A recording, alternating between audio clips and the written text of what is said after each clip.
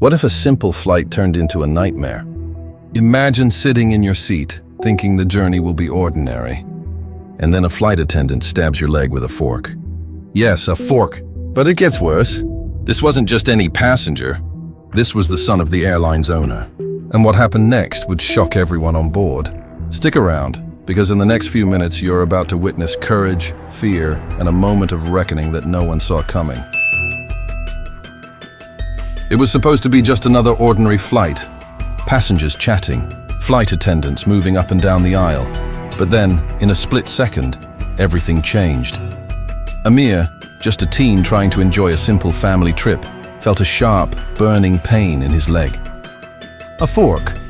A fork in the hands of a flight attendant. Shocked, confused, and in pain, he looked up. His eyes meeting Jessica's cold, almost indifferent gaze. No one could have predicted what came next.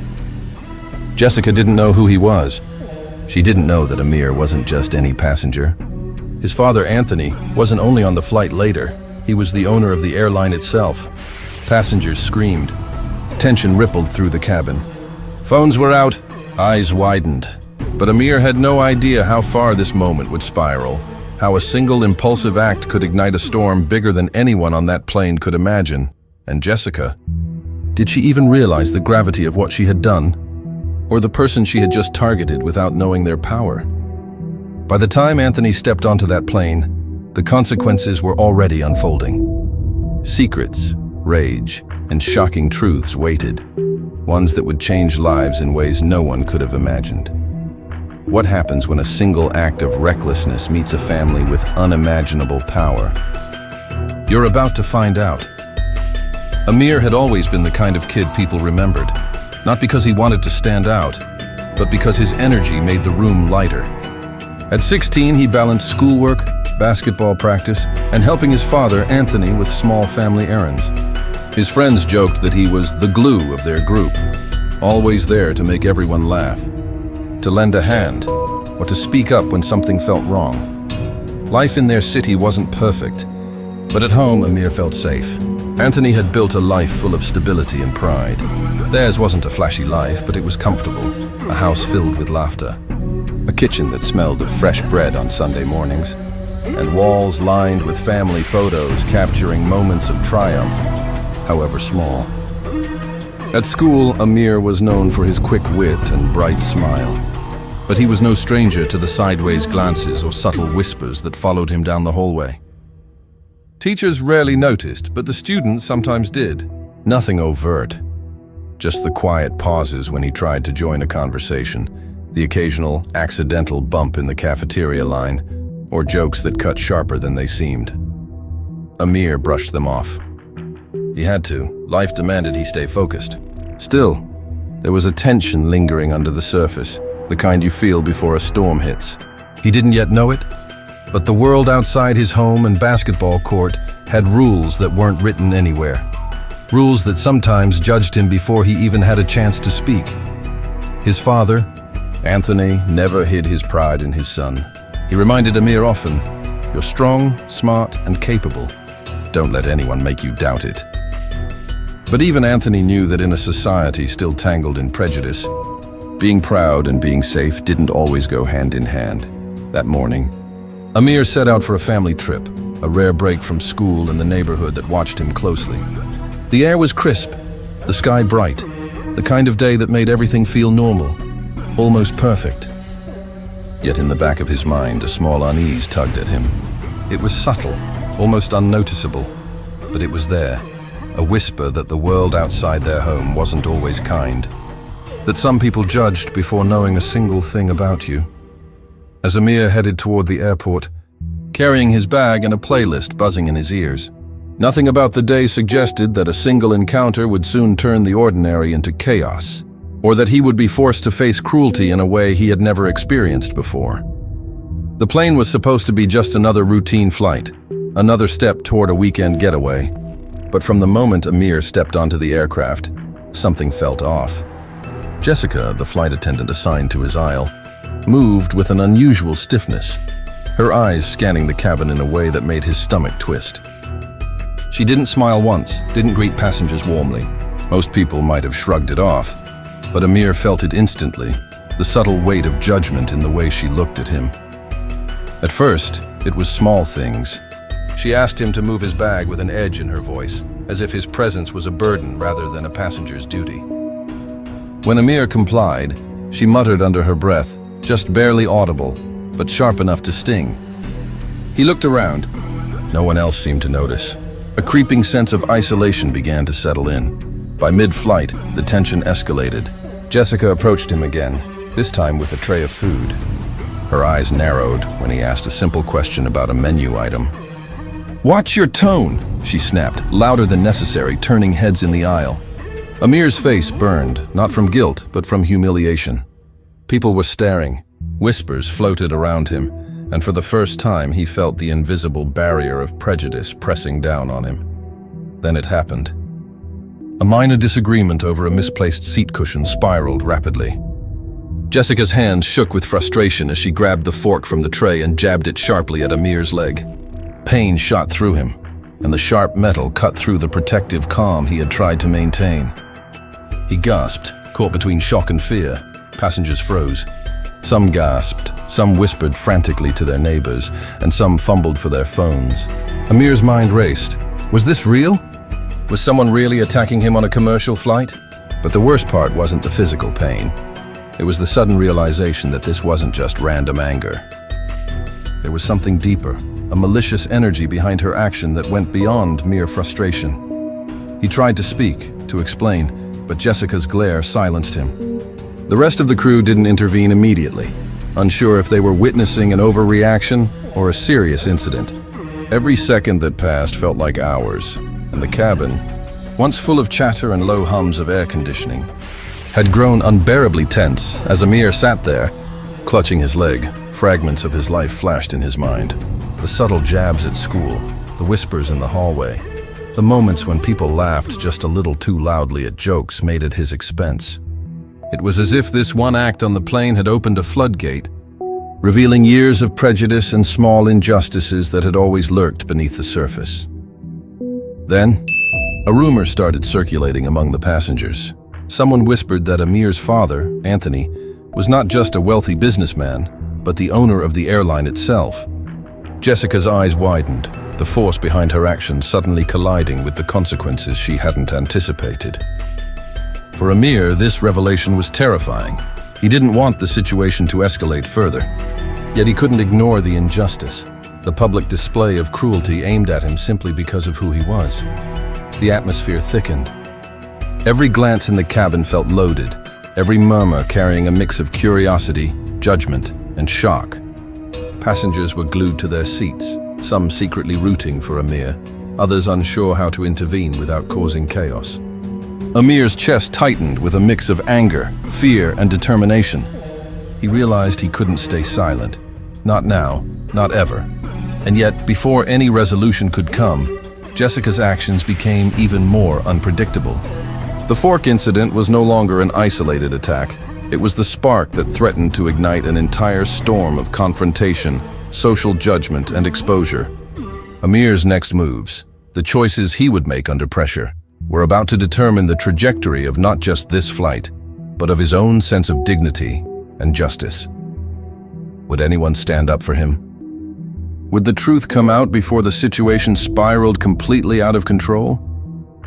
The tension was unbearable, the stakes higher than Amir had ever imagined. And as the plane cruised toward its destination, the cabin became a crucible where courage, prejudice, and accountability collided in real time. The cabin was silent, but it was the kind of silence that screams. Every passenger was frozen, some with their hands clutched to their mouths, some gripping armrests so tightly their knuckles were white.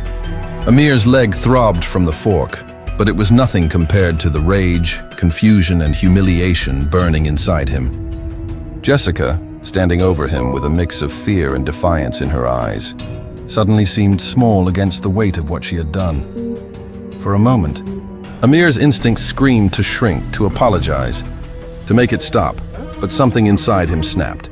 Years of whispered jokes, sideways glances, and subtle exclusions crystallized into a single, undeniable truth. He would not be silenced. He would not be blamed for someone else's hatred or ignorance. "I didn't do anything wrong," Amir shouted, his voice cracking but carrying across the aisle.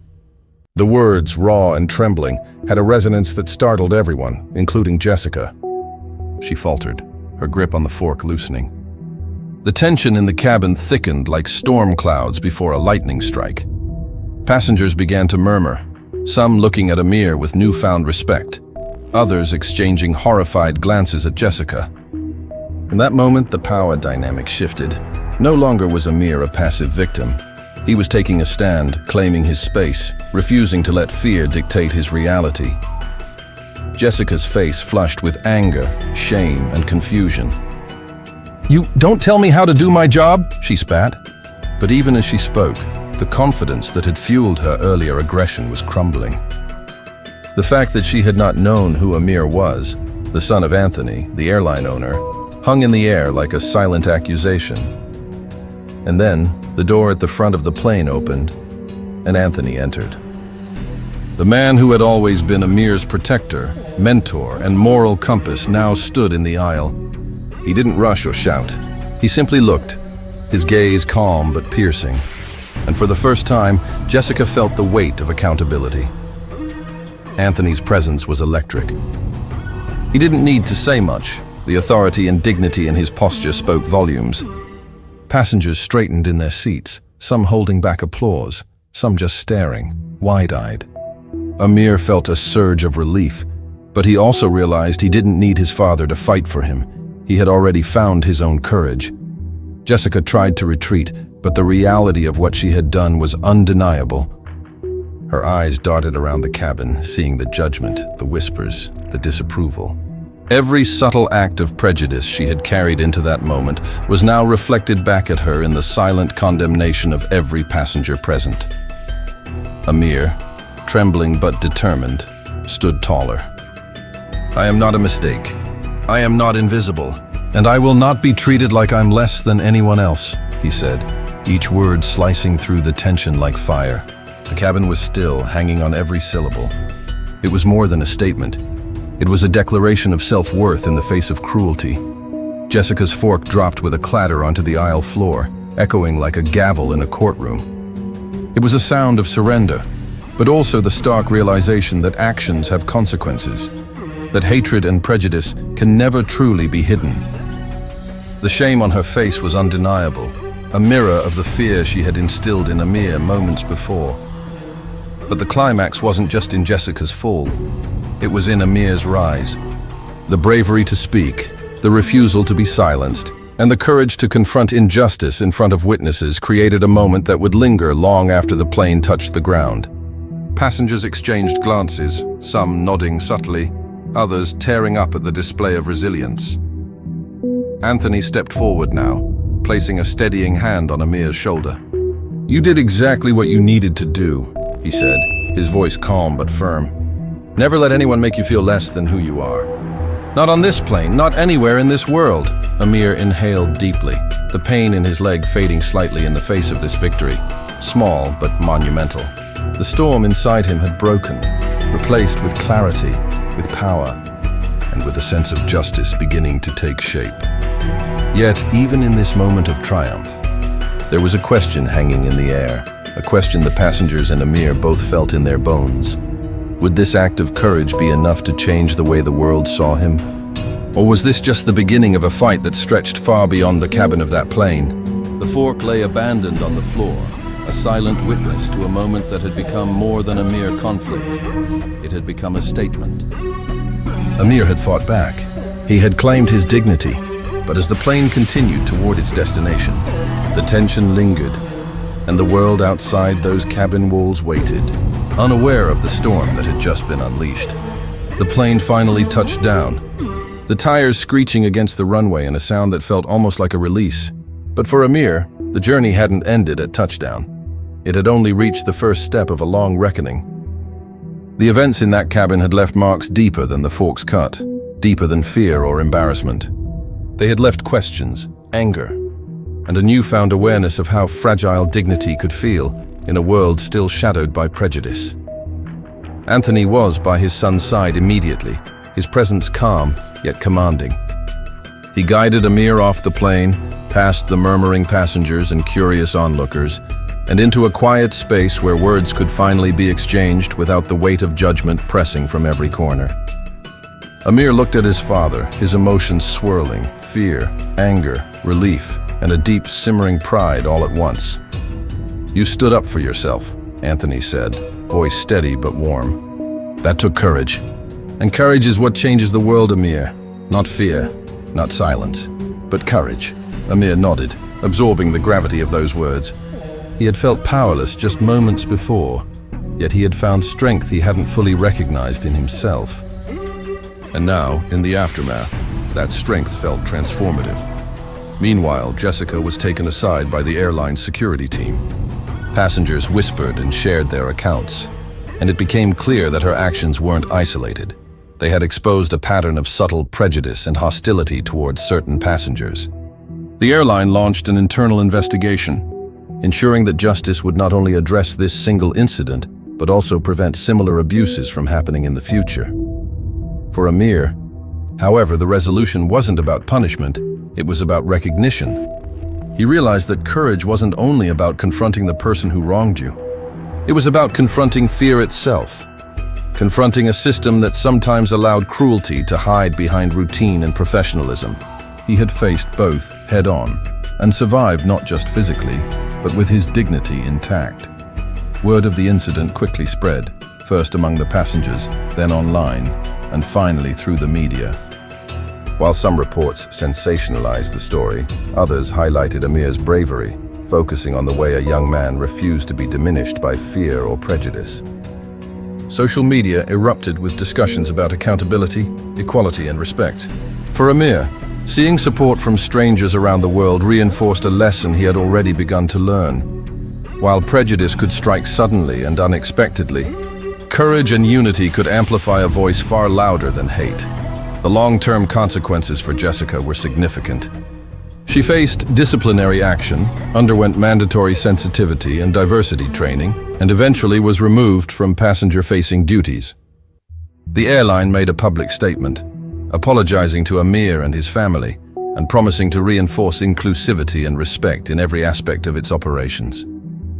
While no apology could erase the fear or the physical pain, it served as a necessary acknowledgement that actions have consequences, and that justice, even when delayed, can restore balance. At home, Amir reflected on the ordeal with Anthony. The conversation was quiet, introspective, and heavy with meaning. "I want you to remember this," Anthony said, looking directly at his son. "Racism, prejudice, hatred, they all try to make you small. But every time you stand tall, you chip away at their power. Every act of courage, every refusal to be silenced, builds a world that is fairer, stronger, and more compassionate." Amir thought about the whispers at school, the sideways glances, and the moments where he had been judged for nothing more than the color of his skin. Those experiences hadn't disappeared, but now he understood them differently. They were not a reflection of his worth. They were evidence of society's flaws, of the work that still needed to be done. He also recognized that this wasn't just his fight alone. Communities, families, and individuals all had a role in resisting prejudice. He thought about the passengers who had witnessed the incident and felt compelled to act, who had chosen solidarity over silence. Their courage, combined with his own, created ripples, reminders that change is rarely a solo effort. In the following weeks, Amir became more vocal, not in anger, but in advocacy. He spoke at school events, online forums, and community meetings about his experience and the importance of standing up to injustice. His story inspired discussions among peers, educators, and local leaders, shining a light on systemic issues that often went unnoticed until moments of crisis made them impossible to ignore. The moral of Amir's story became clear. Hatred and prejudice thrive in silence, but courage thrives in action. Racism destroys families, erodes communities, and distorts truth. Yet when people refuse to accept injustice quietly, when they act with integrity, resilience, and bravery, hate loses its grip. One voice can spark a movement.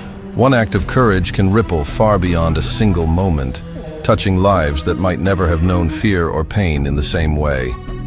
For Amir and Anthony, the ordeal left scars, but also forged strength.